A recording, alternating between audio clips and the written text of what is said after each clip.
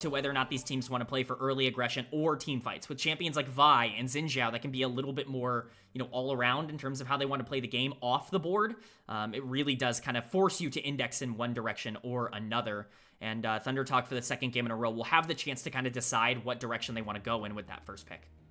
I always like one direction, whether it's Nile, Harry Styles, or, even Liam. Shout out. And rest in peace. Anyway, Gwen being the last ban from Top Esports. Looking for our first pickup on the side of ThunderTalk.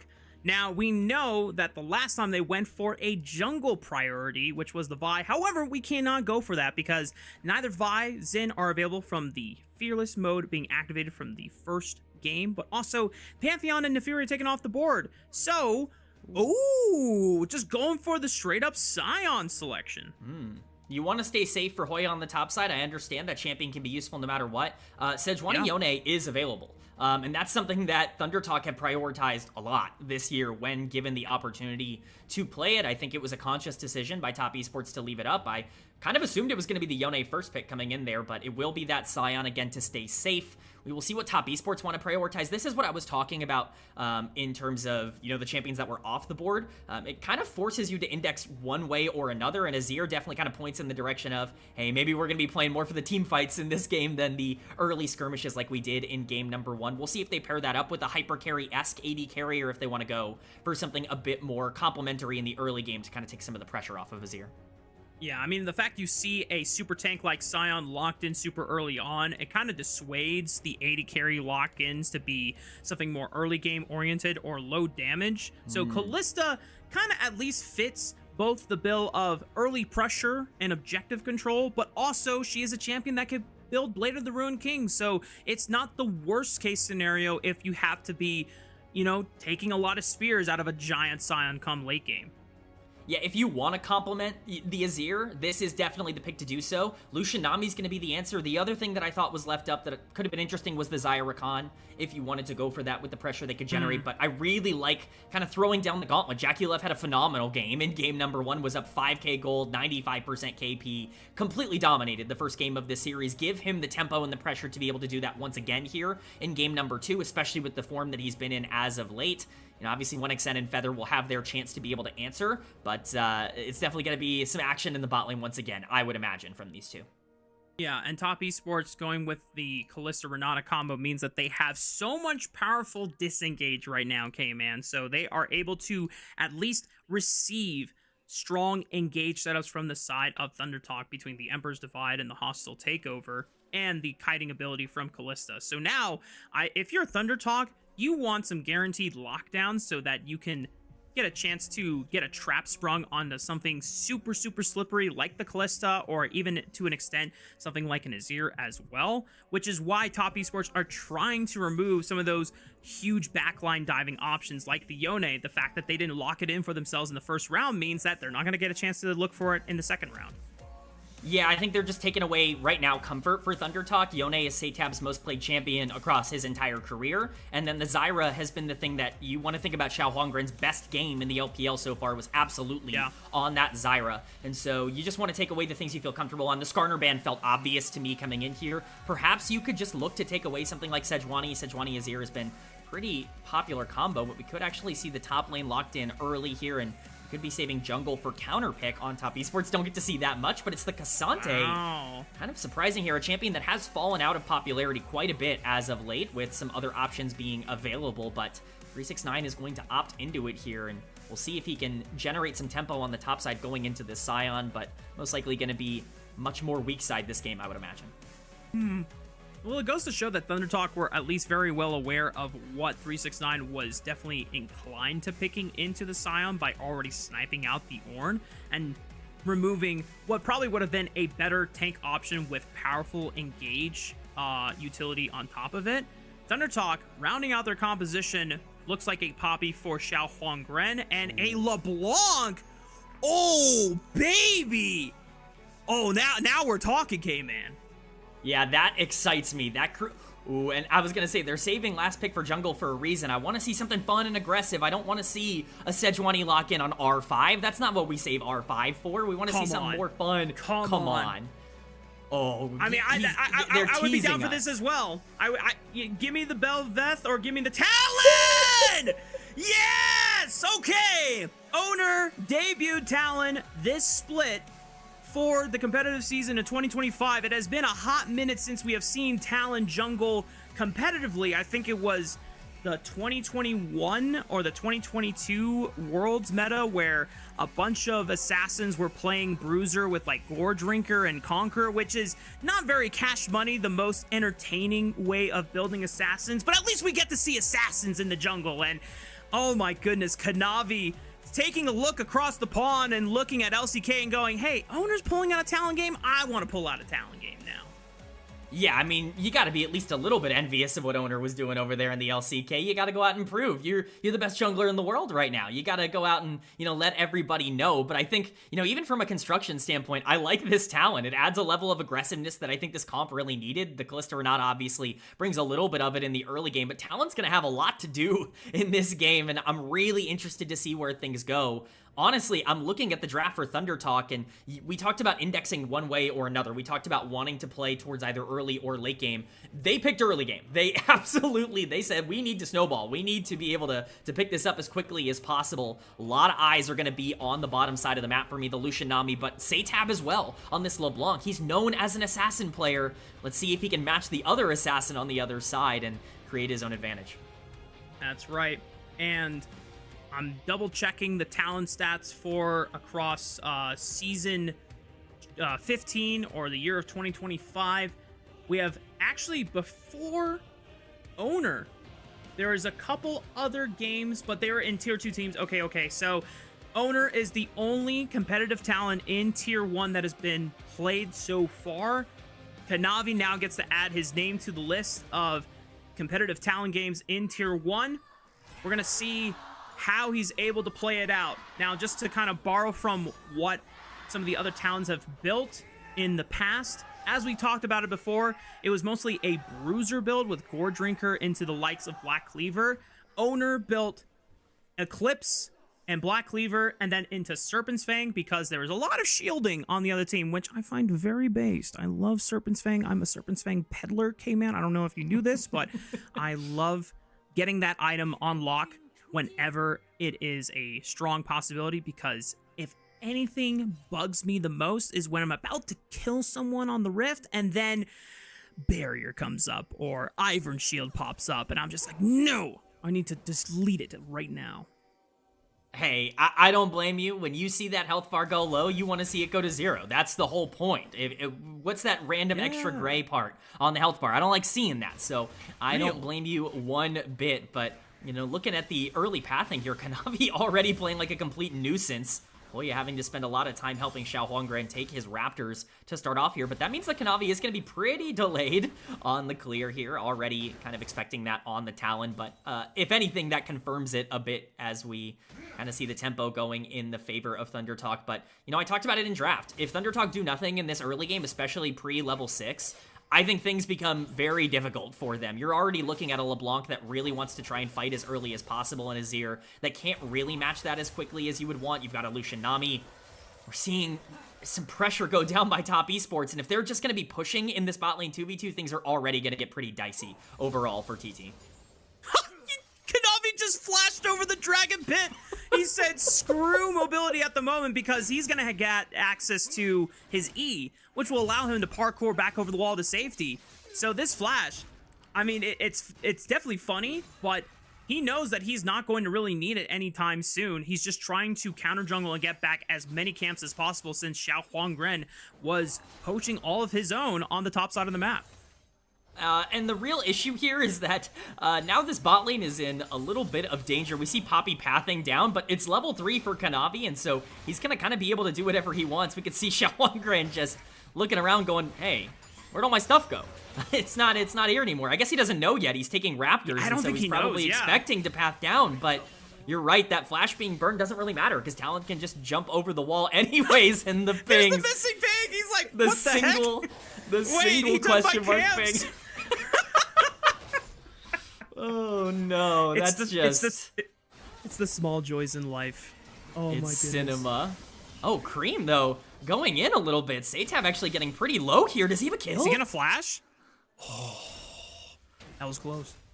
Yeah, that was very, very close. That's really bad for SeTab. You need to be able to establish pressure in this 1v1 in the mid lane or else things get very dire very quickly. SeTab. Oh, flash!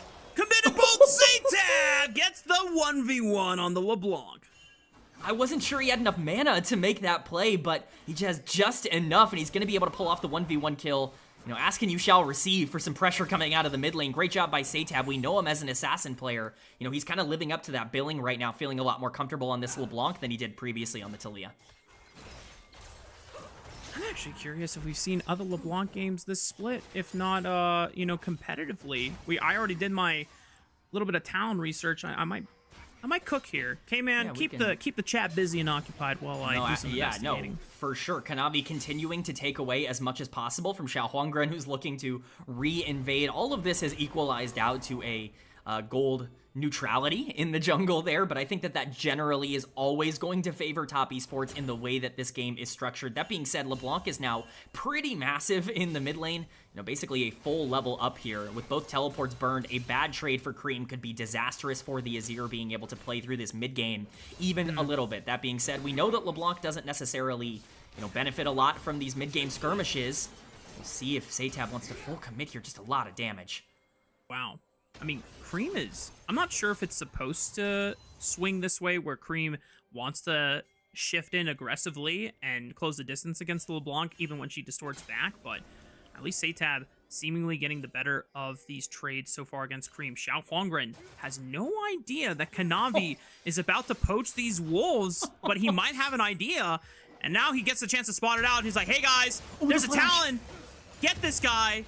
I think the smite went over to Kanavi, so at least he poached the wolf successfully, but now he's got to be careful about when he uses his E, because XiaoHuanGren can block it with the steadfast presence. He's going to use it over on this way, but now Kanavi is in deep enemy territory, no way out, and SeTab just got gift wrapped a second kill. You know, some Talon players will look at you and tell you that that's worth it. I'm not so sure that that's going to be the case there for Kanavi. He ends up giving another kill over to this LeBlanc, who's now in a phenomenal position. We talked about that needing to be like the pressure point once again for ThunderTalk. Well, they've capitalized on it, but I need to see more out of this bot lane for ThunderTalk as well. These trades haven't exactly been going in their favor, but here we go. JackeyLove getting very low. Yeah, taking a lot of damage. Good handshake, pulls Feather right back in, forces the heal from the Nami. So at least that's a one summoner spell being burned off of this Lucian-Nami powerhouse duo. ThunderTalk at least maintaining a lot of aggression in this bottom lane duo setup. XiaoHuanGren now looming around, getting spotted at least on this ward. So JackeyLove and Chris will have enough time to respond and defensively reposition themselves. Kanavi is waiting around as well. And are they... Oh, wow, they're just going to try to leash up this dragon potentially. I mean, you have Kalista. Makes sense. Yeah, it definitely feels like an early objective kind of game for top esports. Dragons in particular feel very important for them. SeTab gonna try to get some vision here. Kanavi is not gonna be the healthiest member in the world, but he's actually stayed on darkness. They're gonna see it now, so we will see how that goes. It could be a collapse. SeTab wants to be able to pressure this, but he can't because it's just a one-man mission so far. XiaoHuanGren was on base, so even with information on this dragon being started up by top esports, not really much can be done on the side of ThunderTalk to stop it. You did hear a Sign ultimate being used. Maybe it was a chance to try and disengage from 369 or just look for a trade of ultimate so far as he does it again. So I guess you get a shield, right, when you dash in as Azir. Is that how the E mechanic works? Yeah, or do you have to hit? I think what he's looking for here is just the ability to try to trade as neutrally as possible. He's not worried about his health bar dropping low. He wants to make sure that SeTab can't stay, you know, high health throughout this entire lane. But the problem is now he can take trades like this. Mm-hmm. Just overall, like a very awkward situation for Creme. You know, obviously he knows the matchup pretty well. Another assassin player on that side, so I imagine he feels pretty comfortable playing this. And you know, it's not necessarily how I would indicate it, but now the pressure being put on the top side. JackeyLove, 1xN, Feather, and Crisp all made their way up here. The grubs are going to be started by ThunderTalk, and Kanavi's going to have to get over this wall pretty quick if he wants to even try to contest, but the problem is there's no shove on the top side. Yeah. Picture-in-picture did show the trade of top lane ultimates from 369 and Hoya, and as you called it, ThunderTalk have full control of these grubs since they had Not only 1xN and Feather, first ones to the top side with the wave in their favor, and at least Hoya sticking around to ensure that these grubs were not going to be contested for. Jumping onto Kanavi, XiaoHuanGren locks down the Talon, waiting to see the kind of the E over the wall before he commits it, but now the re-engage by Creme, and now XiaoHuanGren is going to pay the piper here. SeTab looking for a little bit of extra damage, but it's not going to be enough. Was not able to get enough burst onto this Talon, and Kanavi will get a chance to survive this encounter. Yeah, I really just think that that's a desperation, unnecessarily desperate move coming in from ThunderTalk. It's a nice culling coming in from 1xN to do some damage to Chris, but there's just no reason to try to chase Kanavi there. He's always going to be able to get out. The entire team is there. You see them on vision, and now SeTab, even with those 2 kills, is starting to get a little bit weaker in this laning phase. We see a gigantic gold lead because of that CS difference in favor of the LeBlanc in the mid lane, but the problem with LeBlanc is that her mid-game skirmishes just aren't particularly consistent. So even with these, influxes of gold that she's receiving, especially if the rest of the team is going to do well to collapse, the gold's even. Top Esports is still going to be in a spot where they're going to be able to fight here. Yeah, from my understanding, it seems like if you are trying to, play this LeBlanc out in the mid game as strong as possible, you're looking for the early gold advantage so that you're kind of accelerated on those power spikes, and then therefore you're beating people in terms of stat differences with bursts and quick picks.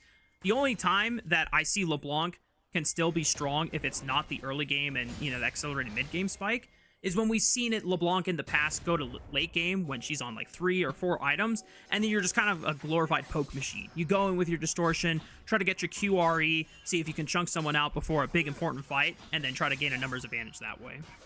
I mean, you're right. That's exactly what you do if you're not accelerated on LeBlanc, but the reason that you need to be able to get accelerated on LeBlanc is because if you're not one-shotting, people on that champion, she just doesn't really accomplish all that much in comparison to other mid laners in the game right now. So you need to see SeTab continue to be aggressive. If he can't dive the backline and immediately burst them down, there's really not a lot else that champion can really offer in some of these fights, especially considering the follow-up is just Lucian in terms of where that damage is going to be coming through. So need to see SeTab continue to be aggressive, even with this big gold lead.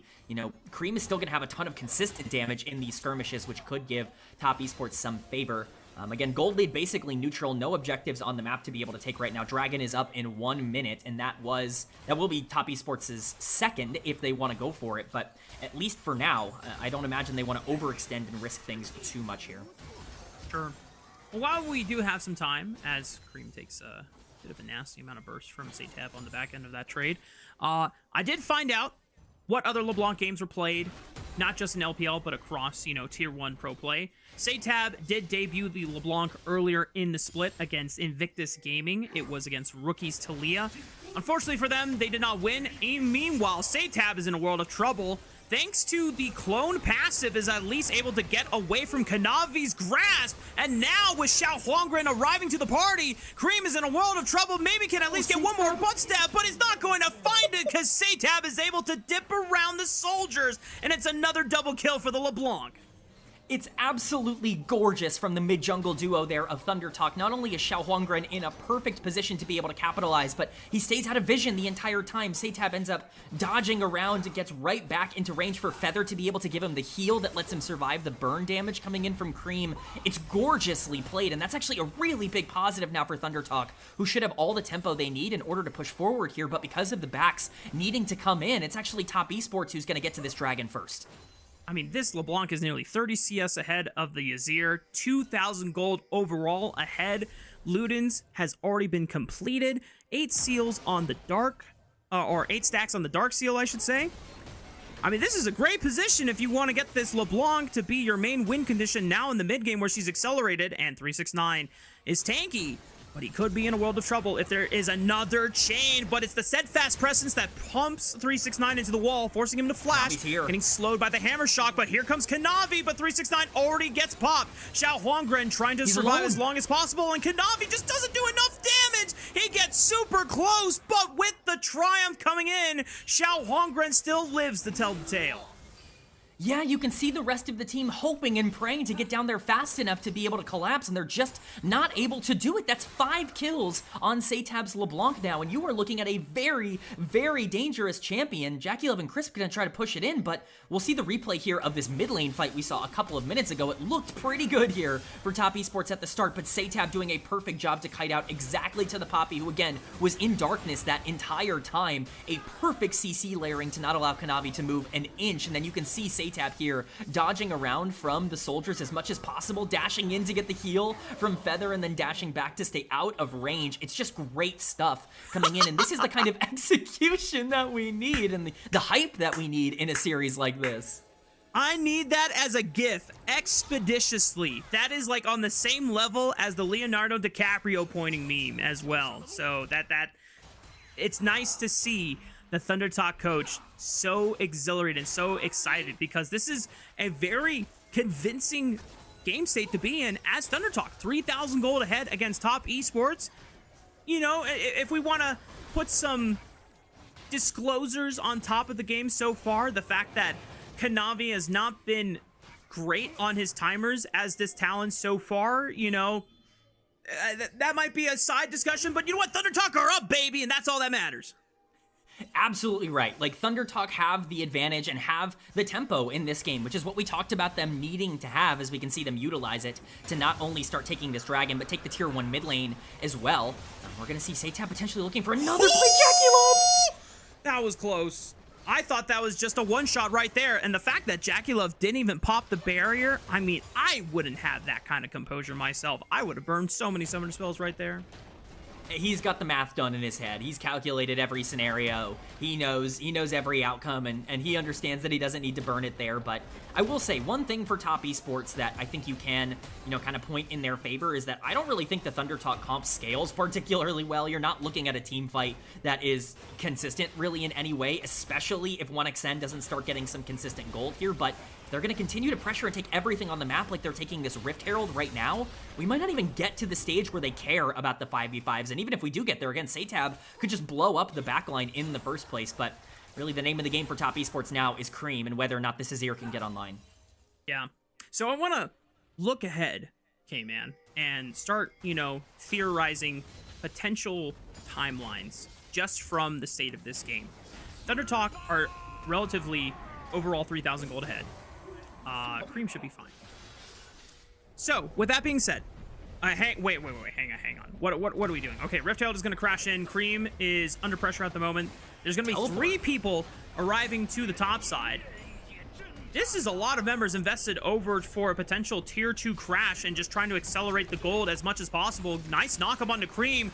Did Creme just get himself killed? Not quite, but he is now down 50% HP. Kanavi gets hit by a bubble! Culling is going to rip this talent apart, and he can't even parkour back the safety of his own jungle. ThunderTalk now continuing the chase, looking for Creme. SeTab gets a lot of poke down, but now he is surrounded by multiple members here trying to escape with Feather. The bubble does land onto JackeyLove, and it buys enough space for SeTab to escape.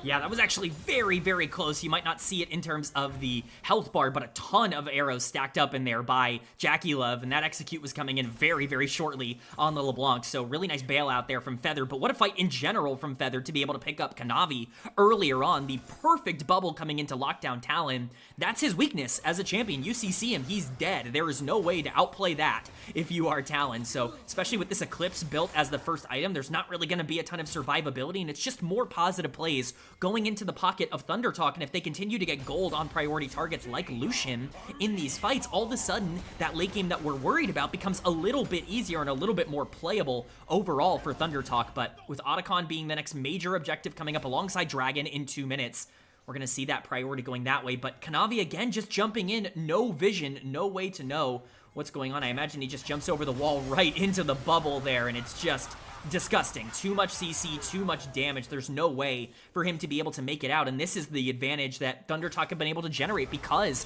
they control the map, because they can place down all that vision, and they're looking again. Just some pressure. Ulti for ulti trade. No Fate's Call for JackeyLove, but there's still a hostile takeover in case Top Esports need it. If ThunderTalk really send the entire cavalry against them for a full-on onslaught, but ThunderTalk just understanding their pressure points and being able to push in these waves to continue controlling these vision choke points on this top jungle quadrant where Creme can't really move. Still down a lot of gold. Now almost 3,000. SeTab is... Oh, no. JackeyLove might be in trouble. He has the barrier, still has the flash, gonna pop it, but 1xN is going to get the kill, and now JackeyLove down both summoner spells, still dying, is spelling the end of top esports in the second game. Oh, it just goes from bad to worse, and it goes from great to flashy for 1xN, who pulls off a stylish kill on what a lot of people consider to be one of, if not the best AD carry in the LPL. It's gorgeous stuff. XiaoHuanGren now just gonna blast that Talon out of there. They're looking for this tower, and SeTab, you have to respect the damage coming in from the LeBlanc. They just, unfortunately, don't have the wave to be able to capitalize, but it's just looking phenomenal for ThunderTalk. They played the map as gorgeously as you possibly can play it, and unfortunately for TES, this is a 4v5. Talon does not exist in this game right now. He is just not a factor, and that's going to make it difficult for them to come back. I mean, when I look at how this Talon is playing in this game, okay, man, this kind of feels like one of those nights where you and your buddies are playing flex queue, and you have like your one person who says, you know what, I don't play jungle that often, but I really want to play Talon. It just sounds like super fun. But they're clearly not built up for the task of being able to pilot it to its success. And the funny thing is that Kanavi is obviously known as one of the best junglers here in the LPL. But the moves that he has made and the decisions that has occurred from his Talon this game have not reaped any rewards. In fact, just more pain and punishment on the side of top esports. And as you called it, this Talon has very little value other than just having a smite attached to his champion skin. Yeah, now we're seeing the teleport come in. Dragon has started. This is a big fight for ThunderTalk. If they're able to win it, could be game. Creme is looming on the left side. Hasn't been spotted yet by that control ward in the red buff brush. Oh my gosh, Crisp is already chunked out. XiaoHuanGren going over the wall, trying to blast Creme out of the fight. They're engaging onto Hoya, forcing him to flash. SeTab tries to step up, look for some poke. Tidal Wave only hits Chris. Culling nails him into the back. Hoya sending it behind the two-man unstoppable onslaught. Creme is trying to create as much chaos as possible with the Azir, but it's just ThunderTalk Gaming, ThunderTalk in the talk, and top esports will all collapse as 1xN picks up the quadra kill. Oh, just give it to him. 1xN, one man with all 5 members on his side. 369 trying to do the most, but SeTab, being a scumbag, will steal the Penta away from 1xN. But this is ThunderTalk's game to shine. No Penta for 1xN, but I think he'll take the team fight win. He might be a little bit more upset right now than maybe you would want to be, but not only is that the team fight win overall for ThunderTalk, it's the Otacon as well. They get tier 2 top lane just as a consolation prize as well, like icing on top of the cake for everything. It's unreal how well ThunderTalk end up playing this. First of all, Crisp is chunked out before we even get into this replay. He's not even really a champion. The culling ends up picking him off there from the Lucian, but XiaoHuanGren perfectly getting in. It's clear that Creme wants to be the hero here, wants to try and salvage the fight, but he just can't. It's beautifully played by the Poppy at that point. Really easy for 1xN to be able to start taking over the fight in terms of the damage, especially once 369 gets ulted out from Poppy there as well. So just a beautiful setup for ThunderTalk, and quite frankly, there's nothing else to say other than that ThunderTalk have been the better team in terms of both execution and setups in this game. Yep.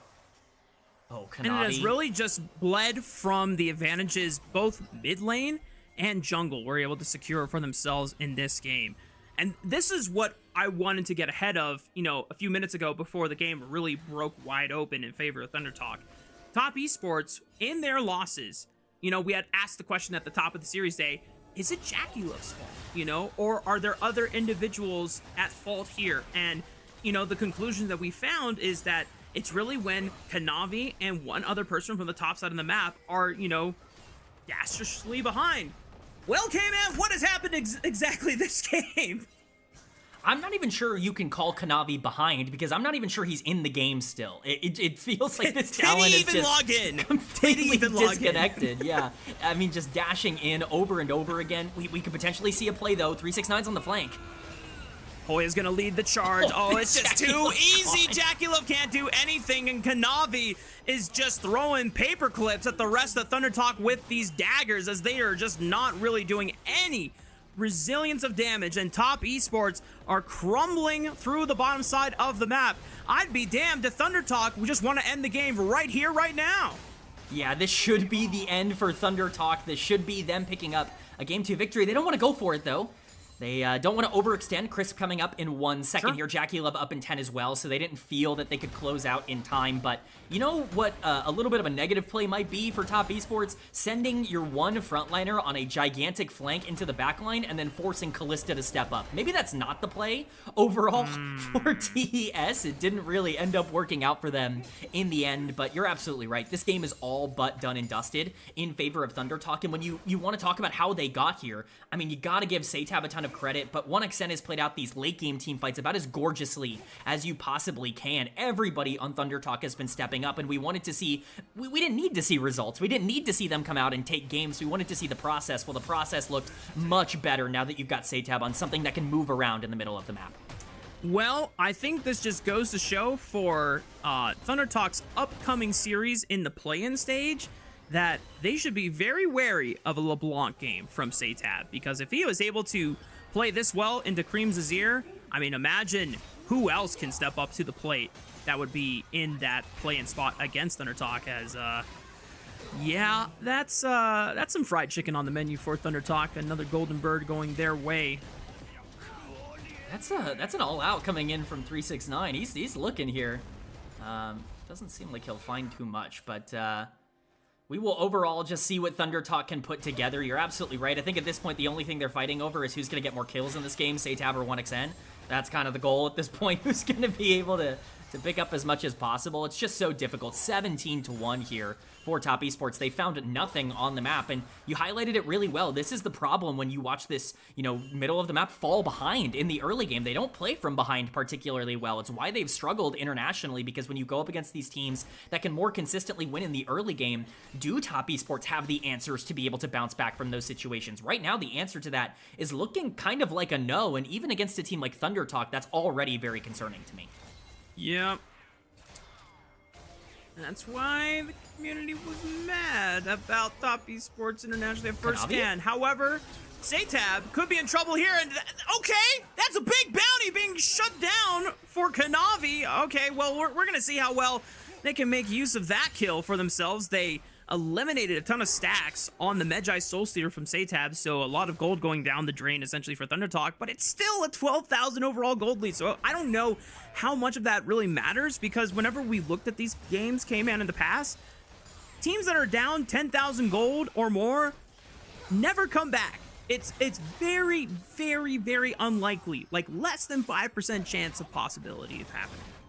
Yeah, you're absolutely right here, and we can see why, because even if they win that fight and start taking Dragon, Baron can be started by ThunderTalk with 4 members on the map. It makes it so difficult to really be able to do anything. Kanavi gonna commit to try to finish off this Dragon. I actually really like this play. ThunderTalk gonna force the issue. Creme is actually forcing the Emperor's Divine on a 1xN. Got both summoner spells out of this Lucian. 369 trying to blitz his way forward. Kanavi cannot join this fight quite yet since he picked up the Dragon, as the rest of Top Esports trying to do battle with this super tank sign, and they just cannot punch through it at the moment. Kanavi steps up and takes way too much damage and realizes that he cannot fight. That teleports are coming in for ThunderTalk. They're going to blitz the end of the game, push past the inhibitor already in the mid lane, and take game 2 away from Top Esports. The perfect setup for ThunderTalk there, destroys everybody on Top Esports, and we are looking at a team that we questioned going into the day. Well, we can't question them now. They pick up a big win over the best team in the LPL. Wow. I mean, listen, I'm hyped for ThunderTalk. That's an awesome win to pick up, and SeTab, completely manhandled Creme's Azir in the mid lane. Props to him, and going to show that, even though he's only played this LeBlanc now twice, he has, really strong mastery of it, and at least understood that the matchup was great for the LeBlanc into the Azir, was able to play out this trade successfully.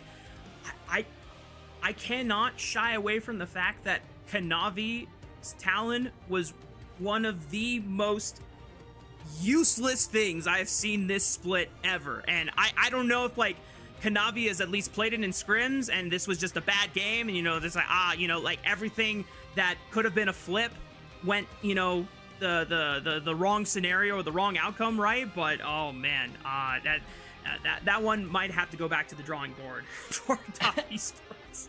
Honestly, I give them credit because it's clear they're like, we're up 1-0 on ThunderTalk. Let's play Talon. Like, let's we've locked in top 4. Clearly, yeah. I mean, they're throwing stuff at the wall. It just did not land. It did not even come close to landing. It's still floating in the air, if we're being honest. So, great game from ThunderTalk. You want to give them a big shout out, but for top esports, you just need to see some early game pressure, like somewhere on the map. Like, it's not good coming in. So. Overall, just it's not a good look when you're playing Talon Azir and you're dying multiple times pre-level 6. Like it's doomed, and especially with Creme trying to fight every exchange with SeTab by dashing in and taking so much of his health bar. Like I understand maybe wanting to play more aggressive, but it just felt like a lot of unnecessary risks that they weren't really able to follow up on. Well, there are 2 at least exciting things that we get out of this match, or this particular game, Kman. One, even though Kanavi is tied in the league for the most MVPs and can show how high his ceiling can be, he also humbles all of us as players that his floor is just as stark in the opposite direction sometimes. So, if you're having bad games and bad days, just remember even pro players can have disgustingly bad games as well. And you know what? It's totally fine. You can move on from it. You can pick yourselves back up, Don't let the solo queue woes, get you down, right? And the other great thing is that I can't show it to you guys because I don't have the technology, but shout out to hang on, I want to get your name right. GX June Lover for securing the bag on the GIF of the ThunderTalk coach pointing at the screen. Yeah, I'm gonna be using that one a lot more often. And I mean, Kman, even though we have to kind of like vamp throughout all these graphics, just go ahead and give SeTab MVP of the game, bro. Like we already know it's in the bag. What is there to learn? I mean, the only thing I learned this game was that, as it turns out, SeTab's pretty good at LeBlanc. That's a takeaway that I think I had from this one. Gorgeously plays this early fight. Once he gets that first kill, it's kind of doomed. What we forget is that the second kill that he ends up getting is in the jungle on Kanavi when he just overextends to try to take wolves. It ends up being a really big problem, but gorgeously played in this fight here by SeTab, and that's really the big advantage that you have if you're LeBlanc, is the skill expression of that champion is insane. And for SeTab, we've criticized the macro decisions, we've criticized the overall map playing of him, but we have not criticized the mechanics. That's really where SeTab is going to thrive as a player. You give him a champion that can really express a lot of those hands, he can start to take over, and that's exactly what we saw here. But in a lot of these highlights, who we're also seeing? XiaoHuanGren, and I don't know if he's gonna get enough credit, but awesome poppy game from him. I mean, listen, we expressed towards the end of this game that it was a mid and jungle gap from ThunderTalk this game in particular, Now, I think XiaoHuanGren, while he did a lot of great work on the Poppy, the jungle gap was also accentuated by the fact that Kanavi tripped and stumbled and fell over into the gap in the hole multiple times. So, but still, yeah, credit to ThunderTalk for capitalizing and taking advantage of it. And I think it continues to add to our discovery and understanding of top esports as a team. Like, while yes, most of the time they're firing on all cylinders and these individuals are the best in their roles in the LPL for the most part, if Kanavi and one other player from the top side of the map is super far behind, not even JackeyLove can bail him out. I mean, JackeyLove was kind of behind in gold, but he didn't fall behind in lane. He and the Renata were still relatively even, but you could see that JackeyLove was pressured to try and make plays, so then he started stepping up aggressively, and then one extended feather punished that, and then, as you called out, then everything starts collapsing around them. The biggest problem for JackeyLove in that game is that the moment that SeTab and XiaoHuanGren end up winning in the middle of the map, all of a sudden 1xN can start playing super aggressive. And when that Lucian starts to get a ton of gold, the Kalista starts to feel a little less impactful. As a champion, it's really hard to be able to pressure out a Lucian who's up a ton of gold, even after losing lane. So, credit to the map play overall of ThunderTalk to get themselves in that position. But I think you're right. It does kind of show on tape that Kanavi did less damage than the Poppy and the Scion in that game as a Talon, which is just, not good. That's really not a good stat line to be able to show off. So you never really want to see that, but it really was a bit of everything. The only thing I can criticize SeTab for is stealing the penta and being a scumbag in that regard. Yeah. I mean, listen, SeTab, we already knew that you were gonna get MVP of the game. Why didn't you just help feed 1xn a little bit, bro? The pentakill would have been awesome for the momentum. Imagine the euphoric screams of cheer of ThunderTalk taking a game off of top esports of all teams. This is 10th place in the standings against first place in the standings. It just goes to show you how wild of a show LPL can be. I imagine when we get into game 3, top esports are not going to take it as lightly as possible. You know, we're probably not going to see another, you know, fun pick in the jungle for Kanavi. Honestly, if this was like, you know, any of our situations where, like, you know, friends are like picking fun champions and then they have a performance like that, it's like, back to Sejuani duty for you, back to Maokai duty for you. You're going on dog champ duty. You are playing for the map. You don't get to have fun in this next game. I think the scary part of that is that now top esports are also on blue side. So they get full control of that as well, but we can see up on the screen, no shocker, no surprise, SeTab is going to get player of the game. I mean, completely ran the entire early game here on LeBlanc. We talked about that champion needing to get snowballed in order to feel relevant. I think the snowball started. I think that it's fair to say that there was some, you know, some gold funneled into the mid lane there for ThunderTalk, but you're absolutely right. Excited to see what happens in the adaptations for game 3. Easy peasy lemon squeezy for SeTab's LeBlanc, but now you're going to have to see if you can make another miracle happen in game 3 and bring some excitement to ThunderTalk fans, or if top esports are going to continue the script as expected. Take a short break time for us here on the caster booth, but when we come back, it's the final game between top esports